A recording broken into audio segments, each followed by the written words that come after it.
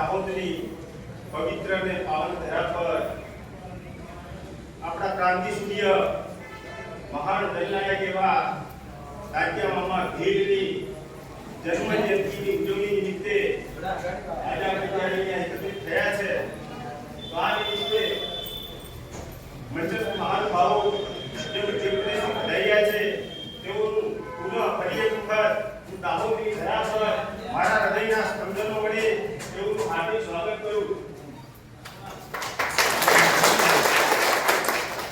સાથે સાથે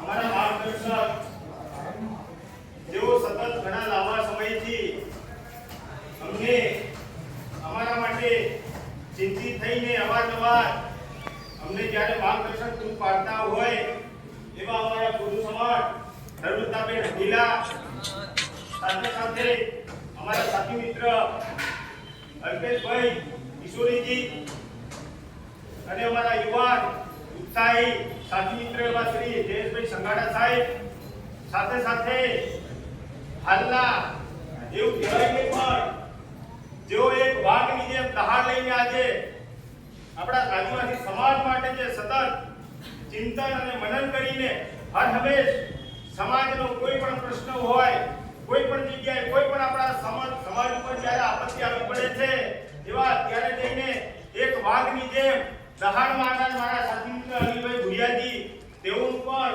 આપણે આ કાર્યક્રમમાં હાર્દિક સ્વાગત કરીએ. તાત્યા મામા ભીલ વિશે લગભગ તમામ લોકો આજે માહિતગાર હશે. અગાઉ મારા વક્તા શ્રી આદરણીય શ્રીમતી એવા તરુલાબેન અઢીલાજીએ પણ તેઓનું જીવન ચરિત્ર વિશે આપણને થોડી માહિતી આપી. એમને કહ્યું કે 1842 ની અંદર મધ્યપ્રદેશના ખંડવા જિલ્લાની અંદર તાત્યા મામાનો જન્મ થયો. નાની ઉંમરે તેમના માતૃશ્રીનું અવસાન થયું. ત્યારબાદ તેમના પિતાએ તેમને ખૂબ લાડ પ્રેમ અને સારા સંસ્કારોનું સિંચન કરીને તેઓને મોટા કર્યા. તેઓના પિતા પણ એક ક્રાંતિકારી વિચારધારાના વ્યક્તિ હતા. સાથે સાથે વર્ષો જતા તેઓના પિતાનું પણ અવસાન થયું. ત્યારબાદ જે તે વખતે અંગ્રેજોના જમાનાની અંદર આપણા દેશની અંદર સામંતશાહી અને શાહુકારોનું રાજ ચાલતું હતું. જેઓ અંગ્રેજો સાથે મિલી ભગતથી પોતાના આંતરિક સારા વ્યવહારો રાખીને ગરીબો કે જે તે વખતેના શોષિત અને પીડિત અને વંચિત લોકો ઉપર શોષણ આ લોકો કરતા હતા. એ વખતે તાત્યા ભીલની પણ જમીન કોઈ પાટલી કરીને શાહુકાર હતા તેઓ તેમની જમીન હડપી લીધી હતી. તાત્યા મામાએ ઘણી વખત પ્રયત્નો કર્યા તેમની જમીન પરત મેળવવા માટે અને કોર્ટ કેસ પણ કર્યો. ત્યારબાદ જ્યારે કોર્ટમાં પણ તેઓ કેસ ન જીતી શક્યા ત્યારે 2-4 મહિને તેઓએ માર માર્યો અને ત્યારબાદ તેઓને જેલમાં જવું પડ્યું. કહેવાય છે કે આદિવાસી આપણું જે ભીલ ડીએનએ છે એ કોઈ દિવસ પાછળ નથી પડ્યું, કોઈ દિવસ કોઈ સામે ઝૂક્યો નથી, ડર્યો નથી. એ આપણો આદિવાસી ભીલ સમાજ છે. તાત્યા મામા તે વખતે 20 ફૂટ ઊંચી દીવાલ કૂદીને જેલમાંથી બહાર ફરાર થઈ ગયા હતા અને તેઓએ અનુભવ્યું કે જો મારી સાથે આટલો અન્યાય અને શોષણ થઈ ગયું છે તો મારા દેશના, મારા સમાજના ઘણા બધા મોટા ભાગના આદિવાસી ભીલ સમાજ સાથે આજે પણ અંગ્રેજો અને સામંતશાહી કે શાહુકારો આજે પણ શોષણ કરી રહ્યા છે. ત્યારે તેઓએ તેમના વિરોધ એક આંદોલન, એક ચળવળ, એક લડાઈ તેમને છેડી દીધી અને ત્યારબાદ તેઓ નક્કી કર્યું કે જેટલા પણ આપણા ગરીબ સમાજનું જે શોષણ કરતા હતા એ લોકોને લૂંટી અને ગરીબોમાં દાન કરવાની એ લોકોએ નક્કી કર્યું. એમને મામા નથી કહેવાયા. તાત્યા મામા અંગ્રેજો અને જેટલા પણ શાહુકારો હતા એમનો માલ સામાન લૂંટી અને જે ગરીબ આપણી આદિવાસી ભોળી પ્રજા હતી તેમાં તેઓ વેચી દેતા અને ગરીબોનું પાલન પોષણ કરતા. ઉપાધિ આપણા સમાજે જ આપેલી છે, આપણા સમાજ દ્વારા આપવામાં આવેલી છે.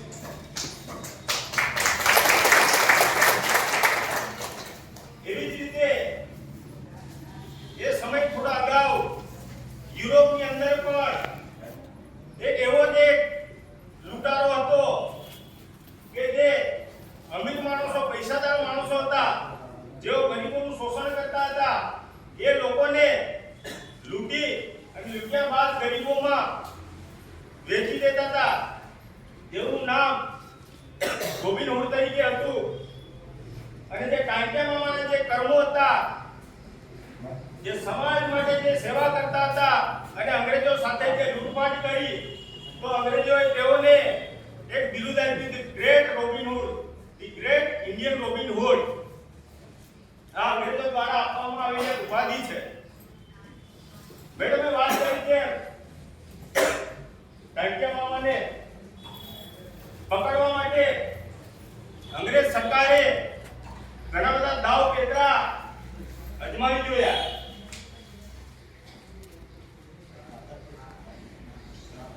પણ અંગ્રેજની જે ફોજ હતી, જે સૈનિકો હતા, તે કાંટિયા મામાને પકડવા માટે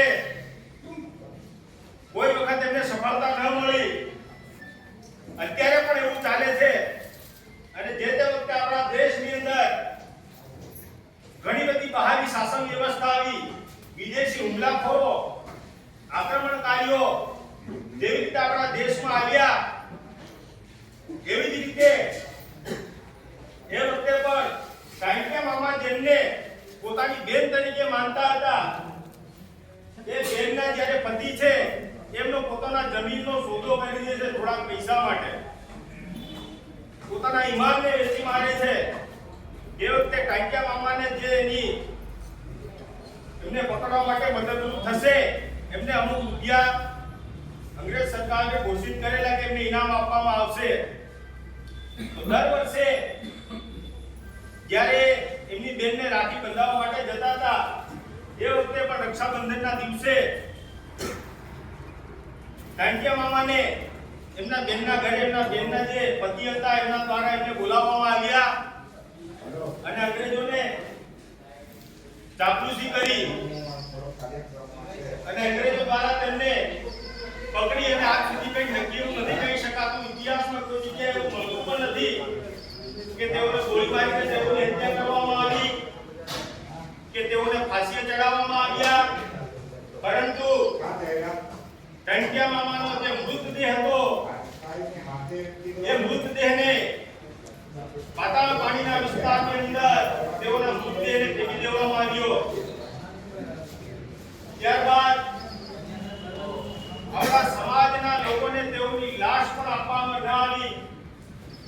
જ્યારે આપણા લોકોને ખબર મળી કે અંગ્રેજો દ્વારા આપણા મહાન ક્રાંતિ સૂર્ય જનનાયક એવા કાંટિયા મામા બેનની હત્યા કરી અને તેઓનો મૃતદેહ પાતાળ પાણી વિસ્તારની અંદર ફેંકી દેવામાં આવ્યો, ત્યારે સમાજના લોકો દ્વારા એકત્રિત થઈ અને તેઓની સમાધિ કરવામાં આવી. એ સમાધિ પર મેડમે વાત કરી એટલે બહુ એ વિષય પર હું વધારે ચર્ચા નહીં કરું. આજે પણ એ વખતે થોડી ઘણી રેલવે ત્યાંથી નીકળતી તો કઈક છે કે દુર્ઘટનાઓ બનતી, પણ જ્યારે અમુક લોકો એવી અફવા પણ ઉડાડી કે આ ભૂત છે કે આ છે ભૂત પ્રેત એવું પણ એવું કંઈ હતું નહીં. આજે પણ આપણા પૂર્વજો આપણી વચ્ચે, આપણા ખત્રીઓ, આપણા પૂર્વજો આપણા ખત્રીઓના રૂપમાં દરેક આપણા કુટુંબ પરિવારની આજે પણ આપણા રક્ષક તરીકે કામ કરી રહ્યા છે. ત્યારબાદ આ લોકોએ નક્કી કર્યું કે કોઈ પણ ટ્રેન ત્યાંથી પસાર થાય તો ત્યાં થોભી અને એને સલામી આપ્યા બાદ જ્યારે કોઈ પણ ટ્રેન ત્યાંથી પસાર થાય તો તેની સાથે કોઈ પણ દુર્ઘટના બનતી ન હતી. આજે જ્યારે આપણે આઝાદીની વાત કરીએ છીએ તો 1857 નો વિપ્લવ જે હતો એ સુવર્ણ અક્ષરે ઇતિહાસના ચોપડે લખાઈ ગયો. પણ આપણો આદિવાસી સમાજ જે છે એ પહેલેથી ક્રાંતિકારી સમાજ અને આજે પણ ક્રાંતિકારી સમાજ છે. આજે પણ આ દેશની અંદર જો વધારે સૌથી કોઈ આજે પણ જો સંઘર્ષ કરી રહ્યો હોય તો એ આપણો આદિવાસી સમાજ કરી રહ્યો છે. જ્યારે આ દેશની અંદર કોઈ ચળવળો નથી થઈ, કોઈ આંદોલનો નતા થયા, એ વખતે સૌપ્રથમવાર ખૂબ નાની ઉંમરે આપણા સમાજના મહાન ક્રાંતિસૂરી એવા તિલકા માજીએ આઝાદીની લડાઈનું સૌપ્રથમ ગણસિંહ લીધું. ત્યારબાદ સૌથી વધારે જો આ દેશમાં કોઈએ બલિદાન આપ્યા હોય, કોઈ આહુતિ આપી હોય અને શોષણનો જે ભોગ બન્યા હોય, એ ફક્ત ને ફક્ત આપણો આદિવાસી સમાજ બન્યો છે. એક તાજેતરનો અત્યારે દાખલો લઈએ કે અત્યારે થોડો સોશિયલ મીડિયાનો આજે થોડો વ્યાપ વધ્યો, એના માધ્યમ થકી આજે જે યુવાન પેઢી જે છે જે થોડી જાગૃત થઈ. જ્યારે માનગઢ હત્યાકાંડ થયો, આજે જમાનામાં 1913 ની અંદર 1500 થી 7 ઉપર જેટલા આદિવાસીઓ ત્યાં શહીદ થઈ ગયા. પણ એ શા માટે કેમ ભેગા થયા હતા એનું આપણે ચિંતન અને મનન કરવાની આજે જરૂર છે. આજે કોઈ રાજકીય પ્રોગ્રામ નથી તો આપણે કોઈ રાજકીય વાત ન કરીએ, પણ તેમ છતાં આજકાલના ઘણા બધા એવા નવા નીકળ્યા આજે ભીલ પ્રદેશની માંગણી લઈને આજે નીકળી પડ્યા છે. સમાજને ગુમરાહ કરવા માટે આજે સમાજને ભટકાવી ગયા. એ ભીલ પ્રદેશની ખાલી મોટા મોટા મંચ ઉપર આવીને વાત કરવી છે, બાકી ભીલ પ્રદેશની જે વાસ્તવિક લડાઈ છે, ભીલ પ્રદેશ આપણે કેવી રીતે લઈ શકીએ, એના ઓથેન્ટિક જે પેપરવર્કથી જે કામ કરવું જોઈએ, જે દિશામાં કામ કરવું જોઈએ, એને કઈ કતાગમ નથી. તો જ્યારે 1913 ની અંદર આજે 1500 ઉપર આપણા આદિવાસી સમાજના ભીલો જ્યારે શહીદ થઈ ગયા, એ માનગઢની ધરા ઉપર ગુરુ ગોવિંદની આગેવાની હેઠળ જે તે વખતેના આજના જે ભણેલા ગણેલા છે એના કરતા આપણા જે મહાન જે પૂર્વજો હતા એ બહુ વિચારશીલ માણસો હતા, એ તર્કશીલ માણસો હતા. 1913 ની અંદર આજે હજારોની સંખ્યામાં માનગઢની ધરા ઉપર જે આપણો આદિવાસી ભીલ સમુદાય એકઠો થયો, એ ભીલ પ્રદેશની માંગણી માટે 1913 ની અંદર આપણા પૂર્વજો ભેગા થયા.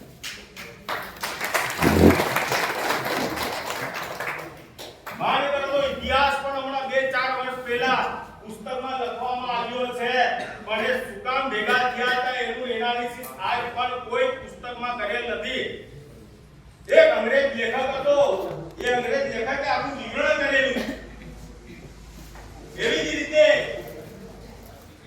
આપણા પાર દઢવાઓની અંદર 500 ની ઉપરની સંખ્યામાં આપણા આદિવાસી સમાજના ભાઈઓ બહેનો આજે અંગ્રેજોની અંધાધૂંધ ફાયરિંગ અને ગોળીબારના લીધે મોતીલાલ તેજાવતની આગેવાનીમાં આંદોલન થયેલું, એની અંદર 1250 થી ઉપર આપણા આદિવાસી સમાજના ભાઈઓ બહેનો એ વખતે શહીદ થઈ ગયા.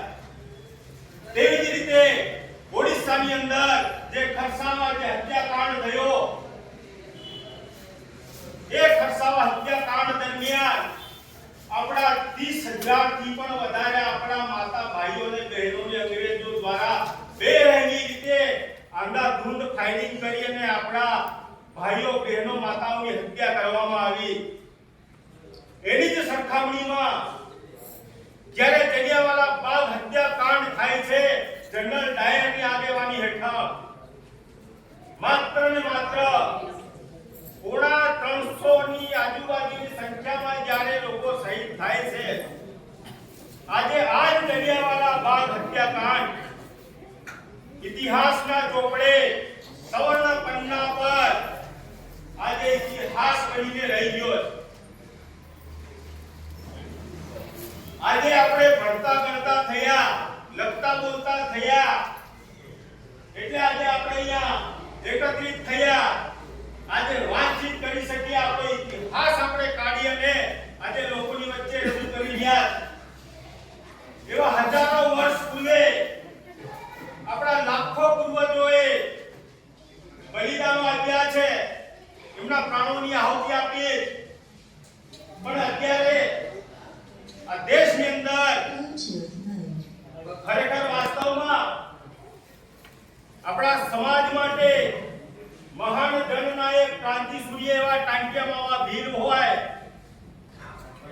ભગવાન બિરસા મુંડા હોય, ગુંડા દૂધ હોય, સીધો કાન્હો હોય, ખાજા નાયક હોય, રાણી દુર્ગાવતી હોય, રાઘોજી ભાંગરે હોય, એવા હજારો નહીં પણ લાખોની સંખ્યામાં આપણા સમાજમાંથી ક્રાંતિકારીઓ આજે પેદા થયા અને આ દેશમાં તેઓની એક આગવી ઓળખ આજે આપી ગયા.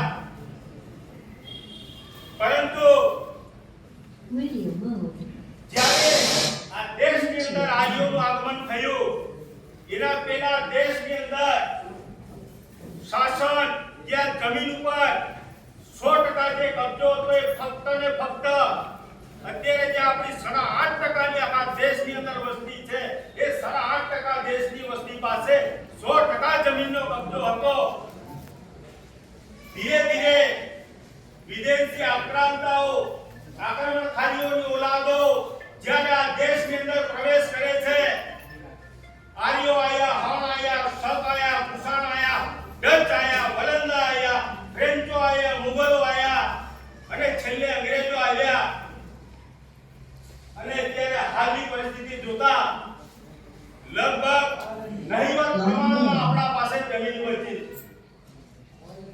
આજે ભાઈઓના ભાઈએ ભાગે પડતા લગભગ મારું માનવું એવું છે કે લગભગ વીઘેથી 2 વીઘા જેટલી જમીન આજે આપણા આદિવાસી ભીલ સમુદાય પાસે રહે. અમુક લોકો હશે કે જો પૈસે ટકે આર્થિક સદ્ધર છે એની પાસે જમીન હશે, પણ ઘણા ખરા આપણા ગરીબ આદિવાસી સમુદાયના જે લોકો છે આજે ખરેખર દયનીય પરિસ્થિતિ ઉત્પન્ન થઈ. સાથે સાથે આજે હું એક મહાન ક્રાંતિકારીને યાદ કરવા માંગુ છું. આ પ્રસંગે જ્યારે આપણે એકત્રિત થયા છે ત્યારે આ દેશની અંદર વાસ્તવમાં જે સંવિધાનિક જે હક માટે આપણા માટે લડ્યા એમાં એક નામ આવે ડોક્ટર બી.આર. આંબેડકર સાહેબ. પરંતુ આ મનુવાદી વિચારધારાના લોકોએ તેઓની છબી ખંડિત કરવા માટે જો દુષ્પ્રચાર કરવામાં આવ્યો કે ડોક્ટર બી.આર. આંબેડકર ફક્ત ને ફક્ત દલિત સમુદાય માટે તેઓએ કામ કર્યું, દલિત સમુદાયના હિત માટે તેઓ લડ્યા. પરંતુ વાસ્તવમાં ડોક્ટર બાબા સાહેબ આંબેડકર કે જેઓની પાસે 32 ડિગ્રીઓ હતી, 9 ભાષાના જ્ઞાતા હતા અને તેઓની આપણે જ્યારે ખરેખર વાસ્તવિક એમની કહાની આપણે સાંભળીએ તો ખરેખર આપણી આંખોમાંથી આંસુ નીકળી જાય એટલા સંઘર્ષમય એમનું જીવન હતું. આજે વિગતે વાત નહીં કરીએ બહુ, કારણ કે મારા પછીના પણ ઘણા બધા વક્તાઓ છે, પણ આ દેશનો જો બંધારણનો ઘડવૈયા હોય તેઓએ ફક્ત ને ફક્ત અનુસૂચિત જાતિ માટે જ કામ નથી કર્યું, તેઓ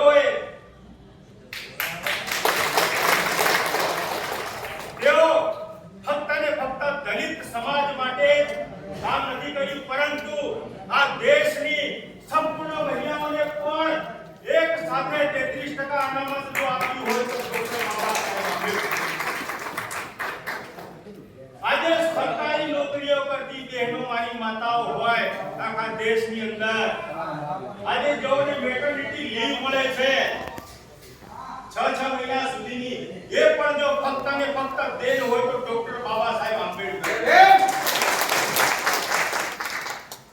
ક્યારે કોઈ દલિત સમુદાયની માતા બહેનો માટે નથી કર્યું. એ કોઈ પણ સમાજની માતા બહેનો હોય, એ સવર્ણ હોય, વણિક હોય, શુદ્ર હોય, તમામ માટે તેઓએ સંવિધાનનો હક અને અધિકાર આપ્યા. આજે અનામતને લઈને ઘણા બધા વિરોધ થઈ રહ્યા છે. ન કહેવું પડે પણ બહુ ખૂબ દુઃખજનક, દુઃખ સાથે, દુઃખની લાગણી સાથે કહેવું પડે કે અત્યારે સરકાર દ્વારા જે યુજીસી નો જે કાયદો આવ્યો, યુનિવર્સિટી ગ્રાન્ટ કમિશન, ત્યારે સવર્ણ સમાજના અભણ લોકો હતા, વૃદ્ધ લોકો હતા, તેઓ પણ આના વિરોધમાં રોડ અને રસ્તા પર નીકળી આવ્યા. ખરેખર સલામ છે આ સવર્ણ જાતને. પણ આપણો દલિત, આદિવાસી અને પછાત વર્ગનો સમાજ જે છે એ આજે પણ ઘોર નિદ્રામાં સૂતો છે. આવો નાલાયક સમાજ છે, આપણો બેદરકાર સમાજ છે. અત્યારે કોઈ પ્રસંગ હોય, ઘણી વખત મારા વક્તવ્યમાં કહેતો હોય, જ્યારે નવ વર્ષ હોય, અનિલભાઈ રણુજાબેન તે દિવસ ધોતી અને કોટી અને માથે ફાળીઓ બાંધી અને વીર કામઠા કે પારંપરિક ઓજારો લઈ અને રોડ અને રસ્તા પર આપણો સમાજ જ્યારે નાચવા અને કૂદવા નીકળે છે ને ત્યારે અહીંયા દુઃખ થાય છે. આ હૃદય મારું રડે છે, એમાંથી રુદન નીકળે છે. પણ જ્યારે આજ આપણો સમાજ આપણા બંધારણીય હક અને અધિકાર માટે જ્યારે રોડ અને રસ્તા પર ઉતરશે, તે દિવસ કોઈના બાપની તાકાત નથી કે આપણને આપણા અધિકાર નહીં. એના માટે આપણે લડવું પડશે. આપણા કોન્સ્ટિટ્યુશનલ જે રાઇટ્સ એન્ડ પાવર્સ છે એના માટે આપણે રોડ રસ્તા પર ઉતરવું પડશે. સાથે સાથે આજે આપણે જે કંઈ પણ છે એવા એક બીજા ક્રાંતિકારીને પણ હું યાદ કરું અને તેઓની વાત કરી અને મારી વાતની વિરામ આપીશ. આજે ફક્ત જે બંધારણમાં આપણને જે આદિવાસી સમુદાયને જેટલા પણ વિશેષ